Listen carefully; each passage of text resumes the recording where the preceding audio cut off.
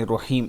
अस्सलामु अलैकुम वरहमतुल्लाहि वबरकातुहू। जुमे के दिन किसी भी वक्त ये दुआ पढ़ें, पढ़ने वाले के 1,00,000 गुनाह माफ़ और वालदैन के 24,000 गुनाह माफ़ होंगे। हज़रत अब्दुल्ला बिन अब्बास रज़ी अल्लाह तआला अन्हु फरमाते हैं कि जो शख्स जुमे की नमाज के बाद अपनी जगह से उठने से पहले 100 मरतबा सुबहानल्लाहि व बिहम्दिही सुबहानल्लाहिल अज़ीम व बिहम्दिही अस्तगफिरुल्लाह पढ़े तो खुद इसके 1,00,000 गुनाह माफ़ हो जाएंगे और इसके वालदैन के 24,000 गुनाह माफ़ होंगे।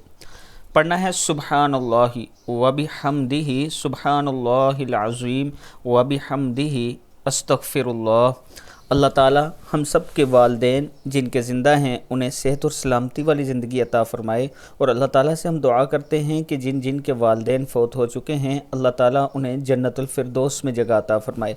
हर रोज़ कुरान पाक पढ़ा करें, सूरत कोई पढ़ के, दुरूद शरीफ पढ़ के अपने वालदैन के और दुआ किया करें। जितने आपके रिश्तेदार बुज़ुर्ग फ़ौत हो चुके हैं उनकी बख्शिश के लिए ज़रूर दुआ किया करें, और दुआ में ये भी कहा करें कि अल्लाह उनको जन्नतुल फिरदौस में जगह अता फ़रमा। अल्लाह ताला हम सब को अपने वालदैन के साथ अच्छा सलूक करने और अपनी औलाद की अच्छी तरबियत इस्लाम के मुताबिक करने की तौफ़ीक दे, ताकि कल को जब हम मर जाएं तो हमारे पीछे हमारी औलाद हमारे लिए दुआ कर सके।